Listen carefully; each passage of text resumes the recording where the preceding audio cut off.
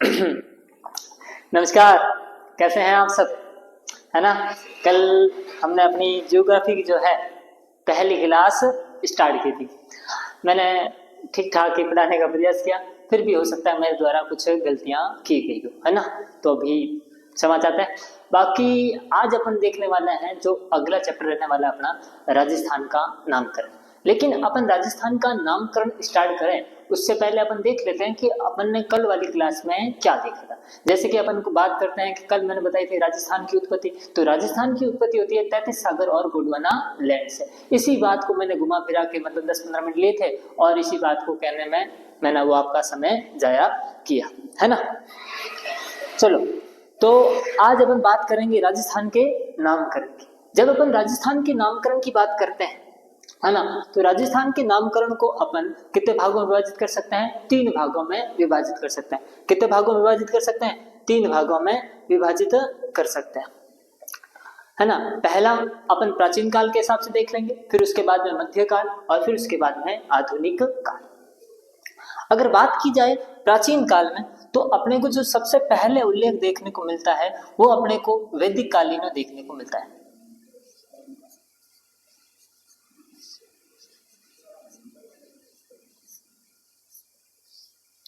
वैदिक कालीन मतलब वेद, यानी वेद मतलब वेद बोले तो कह सकते हैं श्रुति, है ना। पहले वेदों को लिखने का तो कोई तरीका हुआ नहीं करता था, पहले वेदों को रटा जाता था, इसलिए आपको देखा होगा वेदों को श्रुति भी कहते हैं, है ना। किसी को तो सारे के सारे वेद, जैसे किसी को 2 वेद याद होते थे ऐसे द्विवेदी, 3 वेद याद, जिनको 3 वेद याद होते थे ऐसे त्रिवेदी कहते।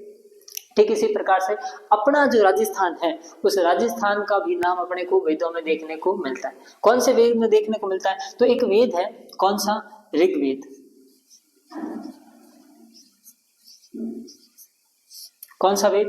ऋग्वेद, है ना। इस ऋग्वेद में अपन कहते हैं 10 मंडल है, गायत्री मंडल, जो गायत्री मंत्र है उसका भी अपने को उल्लेख इसी में देखने को मिलता है। इसी ऋग्वेद में अपने को राजस्थान का भी उल्लेख देखने को मिलता है और राजस्थान का इसमें नाम देखने को मिलता है ब्रह्म व्रत। क्या देखने को मिलता है? ब्रह्म व्रत। कौन सा नाम देखने को मिलता है? राजस्थान का अपने को नाम देखने को मिलता है ब्रह्म व्रत। जैसे जैसे समय बीतता है अपने को आगे एक और नाम देखने को मिलता है। आगे बात करें अपन रामायण काल की, रामायण, है ना। रामायण काल में भी अपने राजस्थान का एक नाम अपने को देखने को मिलता है। उस समय अपन कहते हैं मरु कांतर। क्या कहते हैं? मरु कांतर। क्या कहते हैं? मरु कांतर। लेकिन यहां तक अपने को लिखित रूप से कोई साक्ष्य नहीं मिलता, लेकिन अपने को जो लिखित रूप से जो सबसे पहले राजस्थान नाम का जो उल्लेख मिलता है अपने को एक शिलालेख से मिलता है और उस शिलालेख का नाम है बसंतगढ़ शिलालेख। कौन सा शिलालेख है? बसंतगढ़ शिलालेख। बसंतगढ़ शिला लेख। कौन सा शिलालेख है? बसंतगढ़ शिलालेख। ये शिलालेख जो है लगभग अपने 625 ईस्वी का है। कितने ईस्वी का है? 625 ईस्वी का। इसे ही अगर अपन कन्वर्ट करें विक्रम संवत में तो ये अपने को देखने को मिलेगा 682 विक्रम संवत। तो ये जो बसंतगढ़ शिलालेख है अपने को इसमें जो राजस्थान का नाम है सबसे पहले देखने को मिलता है और राजस्थान का नाम अपने को इसमें देखने को मिलता है राजस्थान्यादित्य। क्या देखने को मिलता है? राजस्थान्या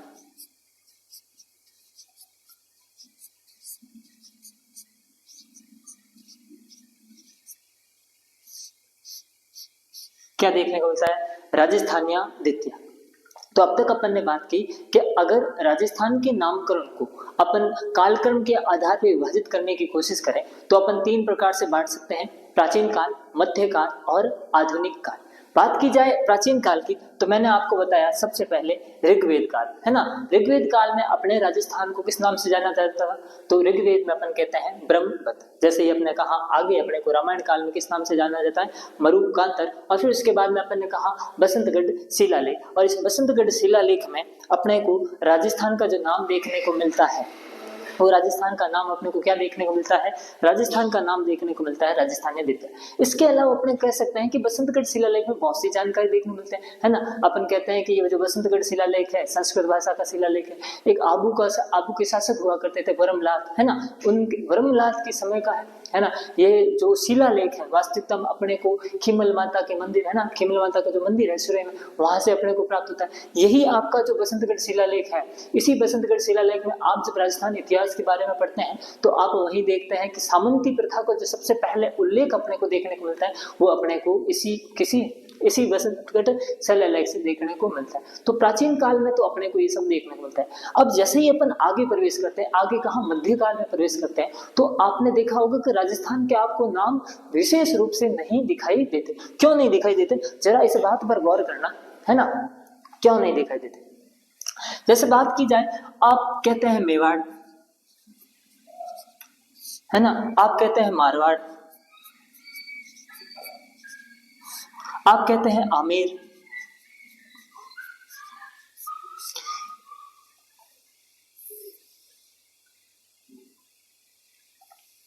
क्योंकि अब इसका रीजन क्या है कि अपने को मध्यकाल में राजस्थान के नाम इसलिए नहीं देखने को मिलते हैं क्योंकि राजस्थान स्वयं जो है छोटे छोटे टुकड़ों में बटा हुआ है।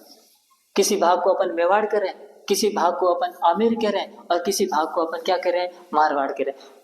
जो एक टोटल अपना जो पूरा राजस्थान है उसका अपने को संयुक्त रूप से कहीं नाम नहीं देखने को मिलता है, क्योंकि मध्यकाल में जिसके भुजा में दम है उसने अपने सैनिक लेकर एक नया क्या बना लिया है, राज्य बना लिया। इसलिए अपने को कहीं मारवाड़ देखने को मिलता है, कहीं मेवाड़ देखने को मिलता है, कहीं आमेर देखने को मिलता है ना। लेकिन फिर भी अपने को अगर मोटा मोटी बात की जाए तो एक आपको पता होगा नैणसी था। कौन सा था, नैणसी।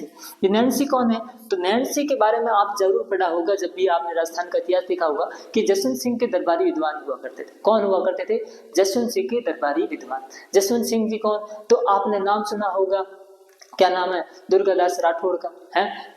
तो दुर्गादास राठौड़ के बारे में अगर आपने सुना है तो उनके बारे में जो प्रचलित हुआ है उनका, है ना, सैलणी शेख तो बाटी दुर्गा दास, यानी 8 पहर 84 घड़ी होल्ले उपरवास, सैलणी शेख तो बाटी दुर्गा दास, उनके बारे में ये कहा जाता है ना।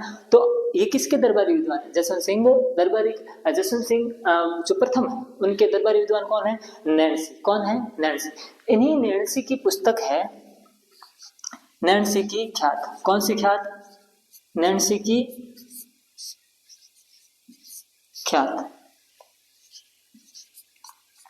इसी नैणसी की ख्यात में अपने को राजस्थान का नाम क्या देखने को मिलता है, राजस्थान।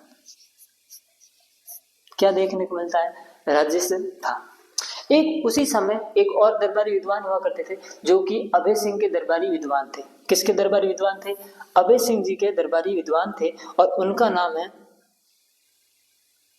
वीरभान। क्या नाम है, वीरभान। क्या नाम है उनका, वीरभान। और इस वीरभान की पुस्तक का नाम है राजरूपक। क्या नाम है, राजरूपक। इस राजरूपक में भी अपने को नाम देखने को मिलता है राजस्थान। क्या नाम देखने को मिलता है, राजस्थान। तो मध्यकाल में वैसे तो अपने को राजस्थान का कहीं नाम देखने को नहीं मिलता है क्योंकि राजस्थान छोटे छोटे टुकड़ों में बटा हुआ था। लेकिन नैणसी की पुस्तक और जो वीरभान है, वीरभान की पुस्तक जो राजरूपक है उसमें अपने को राजस्थान का नाम देखने को मिलता है। और दोनों ही किस शब्द का यूज लेते हैं, राजस्थान शब्द का क्या लेते हैं, यूज करते हैं, है ना। अब बात की जाए आधुनिक काल की, तो आधुनिक काल में आता है अपना जॉर्ज थॉमस। कौन आता है, जॉर्ज थॉमस। लेकिन उससे पहले अब तक अपन देख लेते हैं अपन ने क्या क्या पढ़ा है ना। अगर बात की जाए प्राचीन काल की, तो प्राचीन काल में अपन ने देखा एक तो ऋग्वेद कालीन नाम देखा और एक रामायण कालीन नाम देखा। अगर बात की जाए ऋग्वेदिक कालीन नाम, तो ऋग्वेदिक कालीन नाम कौन सा देखने को मिलता है, ब्रह्मव्रत देखने को मिलता है। कौन सा देखने को मिलता है, ब्रह्मव्रत। वहीं आगे अपन बात करें तो रामायण काल में अपने को कौन सा नाम देखने को मिलता है, मरुकांतर। क्या नाम देखने को मिलता है, मरुकांतर। फिर उसके बाद में मैंने कहा अपने को एक शिलालेख से राजस्थान का नाम देखने को मिलता है और उस शिलालेख का नाम है बसंतगढ़ शिलालेख। क्या नाम है, बसंतगढ़ शिलालेख। ये जो बसंतगढ़ शिलालेख है कौन सी ईस्वी का है, 625 ईस्वी का। कौन सी ईस्वी का है, 625 ईस्वी का। यही इसे अगर विक्रम संवत में कन्वर्ट करेंगे तो कौन से संवत हो जाएगा, 682 विक्रम संवत। ये कौन सी माता के मंदिर से अपने को मिलता है, तो खिमल माता का मंदिर है जो सिरोही में, वहां से अपने को प्राप्त होता है। ये कौन सी भाषा का है, तो ये संस्कृत भाषा का शिलालेख है। इसी शिलालेख में अपने को सामंती प्रथा का भी उल्लेख मिलता है। इसी जो शिलालेख है इसमें अपना राजस्थान का नाम अपने क्या देखने मिलता है, राजस्थान या द्वितीय मिलता है। और यह शिलालेख जो है आबू के शासक किसके, वर्मलात के समय का। इसी में अपन कहते हैं कि रज्जिल की भी अपने को जानकारी देखने को मिलती है ना। अब बात करें आगे मैंने कहा कि एक हुआ नैणसी और एक हुआ वीरभान। तो नैणसी जो है जसवंत सिंह के दरबारी विद्वान थे, इनकी पुस्तक का नाम था नैणसी की ख्यात। और अपने को इन्होंने जो राजस्थान के लिए शब्द यूज लिया, कौन सा लिया है, राजस्थान। वहीं अगर बात की जाए वीरभान, तो वीरभान जो अभय सिंह का दरबारी विद्वान, अभय सिंह के समय ही आपके खेजल्ली जो कह सकते हैं खेजल्ली घटना हुई थी, उसमें क्या कहते हैं अमृता देवी विष्णु के अमृता देवी जो विष्णु हैं उनके सहयोग से है ना, वो अपने को देखने को मिलता है। फिर उसके बाद में आपने कहा कि इन्होंने किस शब्द का यूज में लिया था, राजस्थान शब्द का यूज में लिया था। फिर आगे जो अपना मुद्दा बनता है वो बनता है आधुनिक काल में। और आधुनिक काल में जो सबसे पहले अपने को नाम दिखाई देता है वो दिखाई देता है जॉर्ज थॉमस। किसका नाम देखने को मिलता है, जॉर्ज थॉमस का देखने को मिलता है। इस जॉर्ज थॉमस ने लगभग 1800 ईस्वी में, कितनी ईस्वी में, 1800 ईस्वी में इस राजस्थान के लिए राजपूताना शब्द का प्रयोग किया। वास्तविकता में जॉर्ज जो थॉमस है ये एक भाड़ाइती सेनापति था। कैसा सेनापति था, भाड़ाइती सेनापति था। ये उस समय की बात है जब मुगलों का तो अंत हो रहा था और मराठा जैसी शक्ति का उदय हो रहा था। तो उस समय ये 1800 सन लगभग 1800 के आसपास ये राजस्थान में प्रवेश करता है और मराठों की साइड से ये क्या करता है, मराठों की साइड से ये युद्ध लड़ने का प्रयास करता है। इसमें ये अपने बीकानेर है, उदयपुर है ना, और जयपुर पर ये राजस्थान में ये आक्रमण करता है। और इन्हीं आक्रमणों की अपने को जानकारी इनके एक सहयोगी है विलियम फ्रैंकलिन, उनके माध्यम से अपने को देखने को मिलती है। ये विलियम फ्रैंकलिन वही विलियम फ्रैंकलिन है जो इनकी जीवनी लिखता है और उनकी जीवनी का नाम है the military memories mister George Thomas, है ना। तो अपन ये कहते हैं कि जो जॉर्ज थॉमस है, इस जॉर्ज थॉमस ने राजस्थान के लिए किस शब्द का प्रयोग लिया है, तो राजस्थान के लिए जिस शब्द का प्रयोग लिया है वो कौन सा लिया है, राजपूताना। क्यों, क्योंकि उस समय राजाओं का ही राज्य था और राजाओं के राज्य होने के कारण ही इस प्रदेश को किस नाम से जाना जाता था, राजस्थान के नाम से जाना जाता था। अब बात रही ये कि भैया आगे अपने को देखने को मिलता है, एक और नाम देखने को मिलेगा कर्नल जेम्स टॉड। कौन सा जेम्स टॉड है, कर्नल जेम्स टॉड। ये कर्नल जेम्स टॉड अपने राजस्थान में लगभग 1817 या 1818 के आसपास अपने को देखने को मिलता है, जब मराठों को अंग्रेजों ने है ना निर्णायक रूप से हरा दिया था। मतलब कह सकते हैं कि जब मराठों और अंग्रेजों का तीसरा युद्ध हुआ था और अंग्रेजों ने मराठों को ढंग से हरा दिया था, और ढंग से हराने के बाद में मराठों से जब पूछा गया कि आपका राजस्थान में आपका भारत में कहाँ कहाँ तक राज है, तो उन्होंने कहा हमारे यहाँ तक राज है और अपना राजस्थान में भी हमारा क्या है, राज है। फिर उसके बाद में कहा तो राजस्थान में भी राज है। तो फिर उस समय इन्होंने कहा कि अब इनके संचालन के लिए क्या किया जाए, तो इन्होंने अंग्रेजों ने प्रत्येक राज्य में एक एक क्या भेजा, पॉलिटिकल एजेंट भेजा। तो राजस्थान में जो सबसे पहले कर्नल जेम्स टॉड आया, तो कर्नल जेम्स टॉड को एक पॉलिटिकल एजेंट के रूप में भेजा गया था। ये अपने जोधपुर है, उदयपुर है, कोटा है, बूंदी है, जैसलमेर में पॉलिटिकल एजेंट के रूप में क्या करते हैं, प्रवेश करते हैं। और धीरे धीरे लगभग ये 4-4.5 साल के आसपास तक राजस्थान में रहते हैं और राजस्थान के इतिहास को क्या करते हैं, पढ़ते हैं और राजस्थान के इतिहास से क्या होते हैं, परिचित होते हैं और राजस्थान के इतिहास को लिखने का प्रयास करते हैं। इन्होंने अपने पुस्तक है इनकी पुस्तक का नाम है annals and antiquities of Rajasthan. ये जो लगभग पुस्तक लिखते हैं 1829 ईस्वी में, है ना। इसी पुस्तक के माध्यम से बताने का प्रयास करते हैं कि राजस्थान जो है वीरों की भूमि है वगैरह वगैरह, है ना। इसी पुस्तक से प्रभावित होकर कहते हैं कि जब ये पुस्तक लिखी गई थी 1829 के आसपास, और ये पुस्तक जब लिख रहे थे, है ना, तो अंग्रेज जो है, अंग्रेजों ने लगभग ये 4 साल तक यहाँ पर राजस्थान में इनका निवास था। और फिर अंग्रेजों को ये लगा कि अगर ये लंबे समय तक हम राजस्थान के संपर्क में रहा कर्नल जेम्स टॉड, तो ये हमारे लिए खतरा हो सकते हैं। इसलिए इनकी पुनर्नियुक्ति कर दी गई, वापस इनको भेज दिया गया। लेकिन फिर उसके बाद में जो इन्होंने किताब लिखी थी, इनका नाम है, इस किताब का नाम है annals and antiquities of Rajasthan. इस किताब में अपने को जो राजस्थान का नाम देखने को मिलता है वो क्या देखने को मिलता है, राजस्थान, रायथान या रजवाड़ा शब्द अपने को देखने को मिलता है।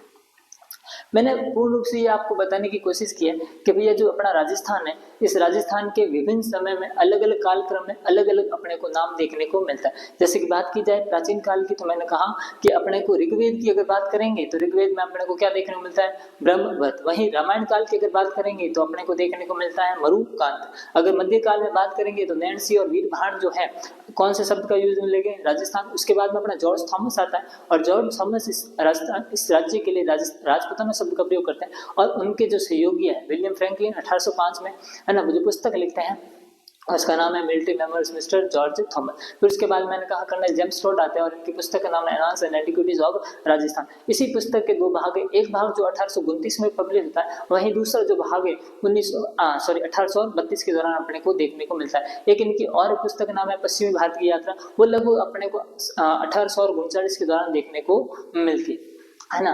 तो ये अपन ने देखा कि राजस्थान का नामकरण है, तो इसमें नामकरण में अपने विभिन्न चरण देखे, लेकिन एकीकरण के आसपास भी अपने को राजस्थान का नामकरण देखने को मिलता है। वास्तविक अपन कहते हैं कि भैया एकीकरण के कौन से चरण में, एकीकरण के दूसरे चरण में अपने को राजस्थान का विधिवत रूप से नाम देखने को मिलता है ना। 25 मार्च 1948 को एकीकरण का जब दूसरा चरण हुआ, है ना, कंप्लीट हुआ, तो उसमें अपने को एक वैधानिक रूप से जो राजस्थान का जो नाम है अपने को देखने को मिलता है, जिसमें अपन कहते हैं पूर्वी राजस्थान संघ, है ना, 25 मार्च 1948 को। फिर वही अगली बात है कि भैया के इस शब्द को स्वीकार कब, तो एकीकरण के छठे चरण में हमने सर्वसम्मति से इस जो राजस्थान शब्द है इसको अपन ने क्या कर लिया, स्वीकार कर लिया। और एकीकरण के 7वें चरण में 1 नवंबर 1956 को हमने इसे किसका दर्जा दे दिया, राज्य का दर्जा दे दिया। इस प्रकार आज अपन ने देखा कि राजस्थान का विभिन्न समय में अलग अलग नाम हुआ, है ना। अब आगे अपन देखेंगे कि राजस्थान का सामान्य परिचय, और हमसे जुड़ने के लिए आप हमारे एक जीके एजुकेशन फलोदी करके यूट्यूब चैनल है, और इसी नाम से हमारा टेलीग्राम चैनल भी है, और यहाँ पर प्रतिदिन क्विज ली जाती है, जिसके माध्यम से आप अपने एग्जाम को परख सकते हैं और नियमित रूप से टेस्ट देकर अपना जो है मुनाफा कर सकते हैं। धन्यवाद।